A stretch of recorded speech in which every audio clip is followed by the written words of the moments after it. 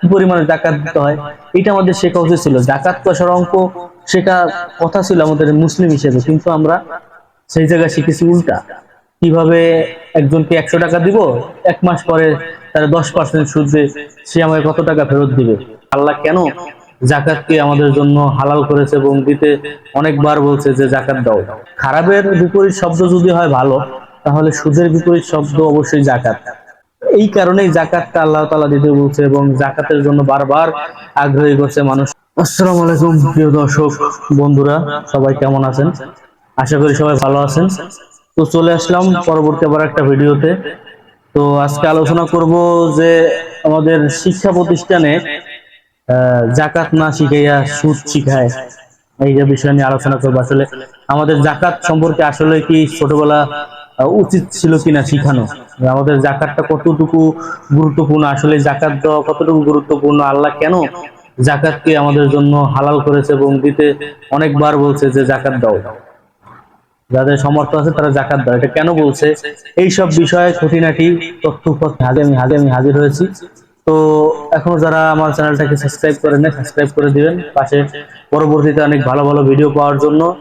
যদি উপকৃত হন আমার ভিডিও শুনে, তাহলে অবশ্যই ফলো দিবেন ফেসবুকে, আর ইউটিউবে সাবস্ক্রাইব করবেন। তো কথা বাড়াবো না, চলে যাবো আজকের খুঁটিনাটি বিষয়। আসলে জাকাত এবং সুদ এই বিষয়ে একটা খোলাসা একটা, কারণ সুদ নিয়ে আমরা অনেক কথা বলছি, অনেকগুলো ভিডিও বানাইছি, আপনারা দেখতে পারবেন যে অনেকগুলো ভিডিও বানাইছি সুদ নিয়ে। তো আমাদের শিক্ষা প্রতিষ্ঠানে আমাদেরকে সুদ শেখানো হয়, জাকাত কেন শেখানো হয় না, বা আমাদের শিক্ষা প্রতিষ্ঠানে সুদ শেখানো হয়, জাকাত শেখানো হচ্ছে না। আমাদেরকে জাকাত শেখানো উচিত ছিল না। আমাদের মুসলিম কান্ট্রি হিসাবে, এজ আমরা অনেকগুলো মুসলিম মুসলিম প্রচুর পরিমাণ মুসলিম রাষ্ট্র হিসেবে আমাদের অবশ্যই জাকাত শেখানো উচিত ছিল। আমরা যখন ছোটবেলা পড়াশোনা করি, যখন একটা মানুষ যখন একটা বাচ্চা সে শিখবে, আসলে ওই সময় সে যেটা শিখবে ওইটাই সে ভবিষ্যৎ তার জীবনের লক্ষ্য ওইখান থেকে স্থির করবে যে না, আমি এই জিনিসটা হব। সেই টাইমেই আমাদেরকে শেখানো হয় সুদ কষার অঙ্ক, মুনাফার অঙ্ক, পার্সেন্টেজ, সুদের অঙ্ক। কিন্তু ওই ওই জায়গায় আমাদের এজ এ মুসলিম হিসেবে আমাদের শেখা উচিত ছিল, একটা বাচ্চা জানা উচিত ছিল আসলে কিভাবে জাকাত দিতে হয়। তো এই জাকাত দেওয়ার বিষয়টা আল্লাহ তাআলা বারবার বলছে এবং সুদের যে বিষয়টা, সুদ দিতে নিষেধ করছে এবং সুদ হারাম করছে। এই সুদের যে কি পরিমাণে শাস্তি, এই শাস্তি সম্পর্কে আমি আলোচনা নাই করলাম, আপনারা জানেন জানেন কি নিকৃষ্টতম শাস্তি এই সুদের জন্য। এবং জাকাতের জন্য রয়েছে সুবর্ণ সুযোগ, যারা জাকাত দেবে তাদের জন্য খুবই ভালো একটা সুবর্ণ সুযোগ, আমি ওদিকেও গেলাম না।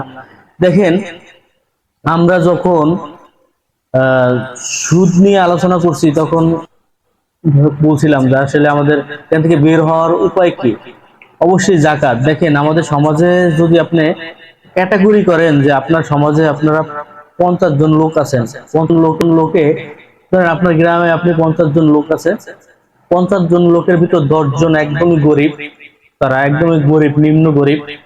আর 30 জন আছে তারা মোটামুটি কাজ বাজ এবং তারা মোটামুটি সমাজের সাথে তাল মিলিয়ে চলতে পারে, মধ্যবিত্ত, তাদের মোটামুটি যায়, তারা মোটামুটি সংসার ভালোভাবে করতে পারতেছে এবং তাদের মোটামুটি চলছে। আর 10 জন দেখবেন তাদের প্রচুর পরিমাণে তাদের ব্যাংক ব্যালেন্স আছে, অথবা তারা মোটামুটি সমাজে ধনী পর্যায়ে সবাই জানে।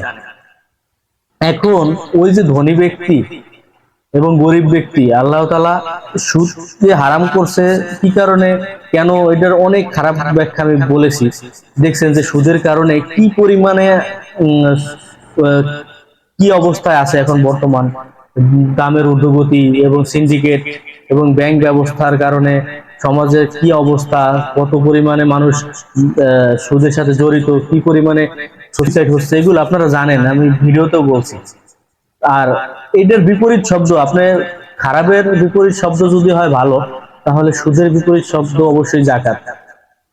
তো সুদের বিপরীত হবে জাকাত, কারণ সুদ এত খারাপ পর্যায়ে আনছে আমাদের সমাজ এবং ব্যবস্থা, অর্থনৈতিক ব্যবস্থা যাই বলেন, প্রচুর পরিমাণে একটা খারাপ অবস্থানে আছে। ওই জায়গায় যখন ওই যে 10 জন ব্যক্তি, ধনী 10 জন ব্যক্তি যখন তারা ধনী 10 জন ব্যক্তি এখানে আছে, গরিব ব্যক্তি এখানে আছে, মধ্য পর্যায়ের লোক মধ্য অবস্থানে আছে, তাদের আমি ডাকবো না, তারা তাদের নিউট্রাল অবস্থায় থাক। কিন্তু এই যে একটা ব্যাপার, এই যে ধনী আর এই যে গরিব, যখন ধনী ব্যক্তি তার সম্পদের পরিপূর্ণ সঠিক পর্যায়ে যখন সে জাকাত দিবে, সে একটু হলেও নিচে নামবে। আর জাকাত দিবে কাকে? এই গরিব ব্যক্তিকে। গরিব ব্যক্তিকে দিবে দিবে তখন সে একটু উপরে উঠবে। তখন এই যে একটা ইকু ব্যালেন্স 19-20, ঠিক আছে, এই একটা ব্যালেন্স হইলো। এই ব্যালেন্সটা দেখা সমাজের জন্য কি ভালো। এখন এই ব্যালেন্সটা করার জন্য আল্লাহ তাআলা অবশ্যই সর্বশক্তিমান এবং আমাদের চাইতে সে অনেক ভালো ভালো বোঝেন। এই কারণে সে সুদকে হারাম করছে এবং জাকাতকে দিতে বলছে। কারণ জাকাত যখন একটা মানুষ পরিপূর্ণভাবে দিবে, তখন ওই যে নিম্নবিত্ত যে লোকটা আছে সে একটু সাবলীল হলে তারপর সমাজে সে মোটামুটি চলতে পারলো, তাইলে তার ওই যে ভয়টা থাকলো না, সে করবে এবং সচ্ছল হবে মোটামুটি চলার জন্য। আর এই যে সচ্ছল চলার জন্যই কিন্তু জাকাতের ব্যবস্থা আল্লাহ তাআলা বলছে। এবং দেখা যায় সমাজে এখন বর্তমানে বাংলাদেশের প্রেক্ষাপটে দেখেন, আমি গত পর্বে আলোচনা করছি যে কত মানুষ টাকা বিদেশে পাচার করছে এবং সুদি কারবারে জড়াইয়া বিভিন্ন কাছ থেকে ঋণ, ব্যাংক থেকে ঋণ এনে ওই টাকা পাচার করার পর এখন বাংলাদেশের অর্থনৈতিক ব্যবস্থা খারাপ পর্যায়ে আছে। এবং ওই যে উচ্চবিত্ত লোক, তারা যদি সঠিক পর্যায়ে যদি জাকাত দিত, তাহলে এই যে গরিব, আমি গতকালকেও আলোচনা করছি যে 4/1 মানুষ তাদের মৌলিক চাহিদা মেটানোর জন্য ঋণ করে, তাহলে ওই যে 4 ভাগ মানুষ, 1 ভাগ মানুষ যে মৌলিক চাহিদা ঋণ করে, এটা কাদের জন্য করে? অবশ্যই যারা সুদের টাকা লাগায়, এগুলো আমি বলছি যে সুদ খায় অথবা টাকা পাচার করে, এই যে তারা ঠিকভাবে ট্যাক্স দেয় না, জাকাত দেয় না, এই যে তারা যদি দিত, তাহলে এই যে নিম্নবিত্ত মানুষ লোক, এদের এই করুণ অবস্থা হইতো না।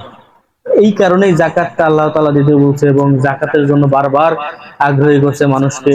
এবং আমরা জানি যে আমাদের হযরত মুহাম্মদ সাল্লাল্লাহু আলাইহি ওয়াসাল্লামও তিনি জাকাত দিতে বলছেন। আমরা মুসলমান হিসেবে আমরা জাকাত থেকে একদম অনেক দূরে। এবং কি আমি যেটা বলছি যে শিক্ষা প্রতিষ্ঠানে আমাদেরকে, আমরা যখন জাকাত দেওয়া আমাদের ছোটবেলা থেকে শেখা উচিত ছিল আসলে জাকাতটা কি এবং জাকাত দিতে হবে কেন এবং কাদের কি পরিমাণে জাকাত দিতে হয়, এটা আমাদের শেখা উচিত ছিল। জাকাত পয়সার অঙ্ক শেখা কথা ছিল আমাদের মুসলিম হিসেবে, কিন্তু আমরা সেই জায়গায় শিখেছি উল্টা। কিভাবে একজনকে 100 টাকা দিব, 1 মাস পরে তার 10% সুদে সে আমাকে কত টাকা ফেরত দিবে। এই যে সুদ কষার অঙ্ক শিখছি, তো সুদ কষার অঙ্ক না শিখে আমাদের শেখা উচিত ছিল জাকাত কষার অঙ্ক। তো আমাদের কপাল খারাপ, আমরা এমন অবস্থায় আছি। আর এই যে সুদিক যে কারবার, আপনি দেখেন এইখানে সীমাবদ্ধতা নাই, শুধু শিক্ষা প্রতিষ্ঠানে কিন্তু সীমাবদ্ধতা না।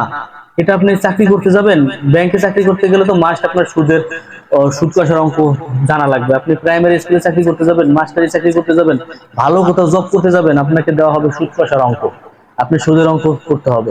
তো আপনি সুদ না খাইলেও আপনার সুদ কষার অঙ্ক, আপনার সুদ সম্পর্কে ধারণা থাকতে হবে। কিন্তু জিজ্ঞেস করে না একটা ব্যাংকে যে জাকাত দিতে হয় কিভাবে, বা একদমই হয়তো মাঝে মাঝে হয়তো জিজ্ঞেস করতে, এটা ধরার ভিতর না, কিন্তু সুদের অঙ্ক আপনার থাকবেই, মাস্ট, এটা কমন, এটা থাকতেই হবে।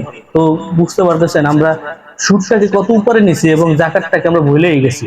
তো বর্তমান প্রেক্ষাপটে এত খারাপ অবস্থা দুনিয়ার, এটা একমাত্র আমাদের কারণ, আমরাই দায়ী এই কারণে। তো আসলে সঠিক বুঝবেক যারা আসলে এই পর্যায়ে আছে, যাদের জাকাত দেওয়া দরকার, তারা অবশ্যই জাকাত দিবে। যাই হোক, বেশি কিছু বলবো না। সুদ নিয়ে অনেকগুলো ভিডিও তৈরি করছি, আর সুদ নিয়ে আর ভিডিও করবো না। যদি আপনাদের তারপরও আমার মনের অগ্রসরে যদি কোনো সুদ নিয়ে কোনো কথাবার্তা বলা হয় নাই আপনাদের মনে হয়, তাহলে আমাকে জানাবেন, আমি চেষ্টা করব সেটাকে এক্সপ্লেন করার আপনাদের মাঝে, আমি চেষ্টা করব সেটা ব্যাখ্যা দেওয়ার। আর পরবর্তীতে অন্য ধাঁচের ভিডিও তৈরি করব। এবং আমার মনে হয় এখান থেকে বের হয়ে, সুদ থেকে বের হয়ে আর অনেক কিছু আছে, সেগুলো আমাদের জানা উচিত। তো সাথে থাকবেন। যদি ভালো লাগে, মনে করেন যে না আমার ভিডিও দ্বারা আপনারা উপকৃত হচ্ছেন, আমার ভিডিও দ্বারা আপনাদের খুব ভালো লাগতেছে, তাহলে অবশ্যই সাপোর্ট দিবেন। আর সামনে অনেক ভালো মোটিভেশনাল এবং অনেক ভিডিও তৈরি করতেছি, সেগুলো পাওয়ার জন্য অবশ্যই বেল বাটন অন করে দিবেন, পাশে থাকবেন। তো আশা করি আপনাদের উপকারে আসবে। এবং আপনার উপকারে আসলে অবশ্যই আপনি আপনার বন্ধুকে অথবা আপনার পাড়া প্রতিবেশীকে জানানোর জন্য ভিডিওটা শেয়ার করে দিবেন। সবাই ভালো থাকবেন, সুস্থ থাকবেন। আজকে এই পর্যন্তই, দেখা হচ্ছে পরবর্তী কোনো ভিডিওতে। সে পর্যন্ত সবাই ভালো থাকবেন, সুদকে বর্জন করুন এবং জাকাত দেওয়ার পথে থাকুন। এই বলে আজকে ভিডিওটা শেষ করবো। সবাই ভালো থাকবেন, সুস্থ থাকবেন। গুড বাই, টাটা, খোদা হাফেজ।